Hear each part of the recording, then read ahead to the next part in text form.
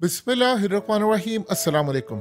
जिले शाह कत्ल केस का ड्रॉप सीन अब हुआ चाहता है और अब आधे लोगों को तो पता चल गया कि इसको मारा किसने है। बाकी हिसाब किताब जब इमरान खान की हुकूमत आएगी तभी मामला क्लियर होगा, उससे पहले नहीं होने वाला। ये आपकी स्क्रीन पर जो मनाजिर चल रहे हैं इनको जरा गौर से देखिएगा।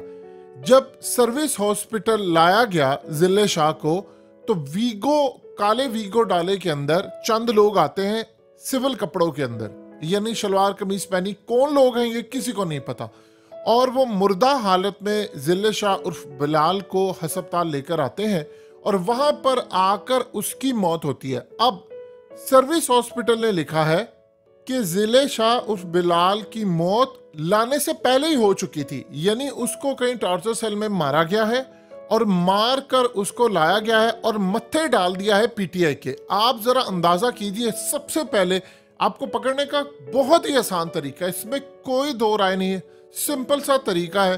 पूरे लाहौर के अंदर सेफ सिटी कैमरास लगे हुए हैं, आप ट्रैक करते जाएं ये वीगो डाला कहां से आया था, किस जगह से आया था, आप उसको देखें कहां से निकला था, पिछला कैमरा देखें कहां से निकला था, कहां से, और आपको क्लियरली अंदाजा हो जाएगा कि लाहौर की किस जगह से ये निकला था, कहां से ये लेकर आया। आप उस जगह पर जाकर इजीली पकड़ सकते हैं और सारे काम हो सकते हैं। लेकिन आप देखेंगे सीसीटीवी फुटेजेस गायब हो जाएंगी। ये बिल्कुल इसी तरह गायब होंगी जैसे अयाज अमीर पर जब हमला हुआ था तो इर्द गिर्द जिस एरिया में था वो असल में लक्ष्मी चौका एरिया के करीब आता है।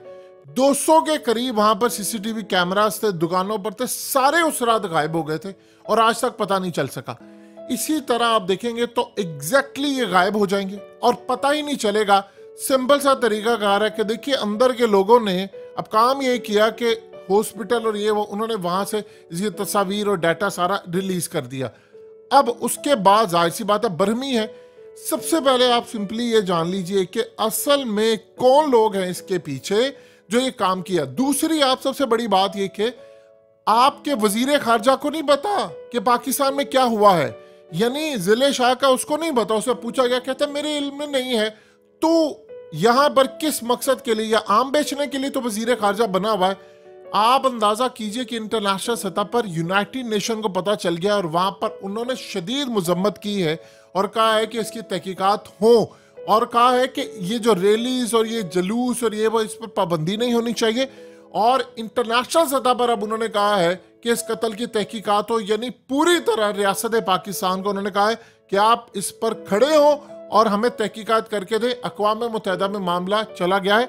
आपके वजीर खारजा को पता ही नहीं है कि असल में मुल्क के अंदर हुआ कि वो मुल्क से बाहर याशियां करता फिर रहा है, क्योंकि आपने जिन लोगों को बनाया वो इसी तरह के काम कर सकते हैं। दूसरी आप सूरत हाल देखिए जरा कि जिले शाह के बाप को इमरान खान ने बुलाया और उन्होंने इमरान खान से बात की और कहा कि मेरा बेटा आपका फैन था और आपकी हिफाजत के लिए इमरान खान ने तकलीफ दे इजहार की और कहा कि हम इन मुजरिमों के खिलाफ कत्ल की एफआईआर हर सूरत कटवाएंगे। आगे हुआ क्या है, जो एफआईआर उनके बाप मोहसिन नकवी सीसीपीओ लाहौर आईजी और दीगर के खिलाफ कटवाना चाहते हैं उस पर अभी तक एफआईआर नहीं कटी। और एफआईआर किसके खिलाफ कट गई है, एफआईआर कटी है इमरान खान के खिलाफ, पीटीआई के खिलाफ, यानी वो कत्ल का मुकदमा उसके खिलाफ है। ये आप अंदाजा कर लें कि पुलिस को बैठकर पीछे कौन कंट्रोल कर रहा है जो एफआईआर काटने नहीं दे रहा। इमरान खान कत्ल केस की एफआईआर नहीं कटी, जिसके खिलाफ वो कटवाना चाहता था वो नहीं कटी।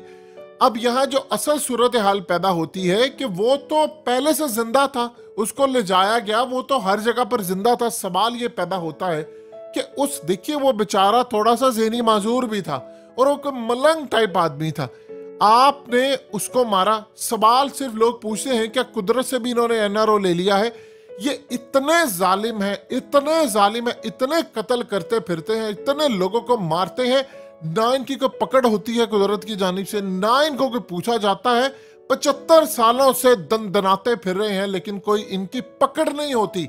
और जब भी मरता है मजलूम पाकिस्तानी मर रहा है, ये याशियां करे मजलूम पाकिस्तानी मरे, ये पाकिस्तानियों को बेड़ा गर्क उनका करें, जंगों में हमें धकेल दिया जाता है लेकिन कोई पकड़ नहीं होती। अब जो सूरत हाल पैदा हुई है कि सवाल ये पैदा होता है कि इस बंदे को क्यों मारा गया। देखिए दो चीजें बड़ी क्लियर है, ये नहीं तो किसी और को जरूर मारना था। जब लोगों में खौफ खत्म हो जाता है तो असल में एक तरीका वारदात ये होता है कि आप किसी 2-4 बंदे को मार दें, मारने के बाद पुलिस के मत्थे उसको डाल दें, या जो भी है वहां पर जो भी लोग आते हैं उनके मत्थे आप डाल दें, और उसके बाद लोगों के अंदर मजीद एक खौफ आए। ये पहली मर्तबा हुआ कि लोगों में मजीद खौफ कम हुआ है। आप अंदाजा कर लें कि जमान पार्क की साइड पर रात को इन्होंने लाइटें बंद कर दी थी। इनका पूरा प्लान था, जो एतजाज हसन ने कहा था कि इमरान खान को इन्होंने गिरफ्तार कर लेना है आज, और इसके बाद इन्होंने बलूचिस्तान मुंतकिल करना है। अब इस सूरत हाल के अंदर इनको एक आधे किसी बंदे को मारना था, इनके हाथ वो बेचारा एक मासूम लग गया, और उस मासूम के लगने के बाद इन्होंने उसको मारा। अब सवाल यहाँ पर ये पैदा होता है कि अगर पूरे लाहौर में ये जहां पर खास तौर पर जमान पार्क की साइड पर, मान रोड की साइड पर सारे सीसीटीवी कैमरास लगे हुए हैं, इर्द गिर्द दुकानों पर भी लगे हुए हैं, घरों की साइड पर ऑफिस भी हैं, हर जगह से आपको कैमरा मिल सकता है। लेकिन लोगों के अंदर खौफ इतना डाल दिया है कि एक तो हो सकता है इन्होंने तमाम सीसीटीवी फुटेजेस पहले कब्जे में ले ली हो।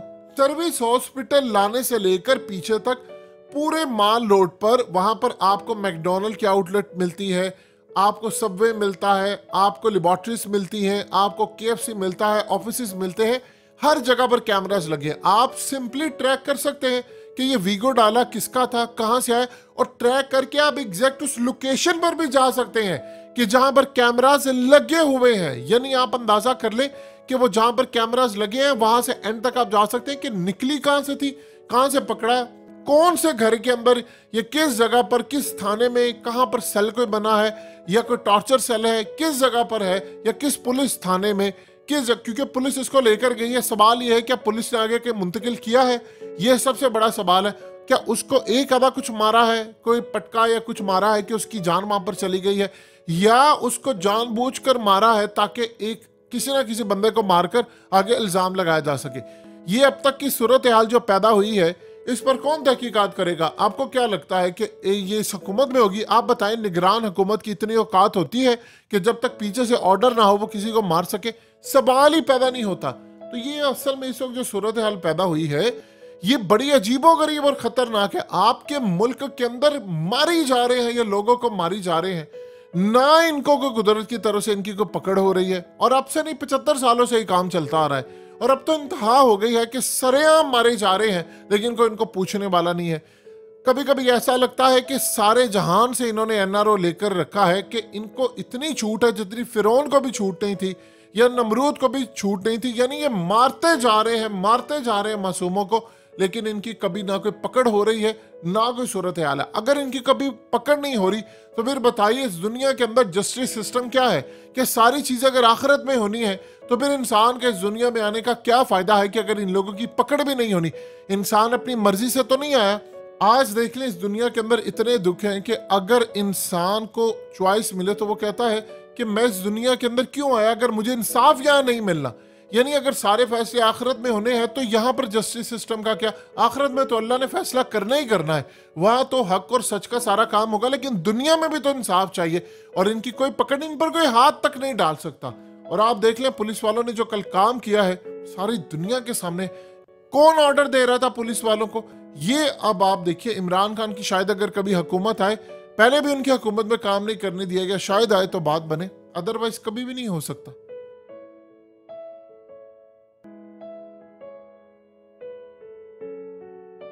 हकीकत टीवी को सब्सक्राइब करना मत भूलें, वीडियो को लाइक करें, शेयर करें और कमेंट सेक्शन में अपनी राय का इजहार जरूर करें।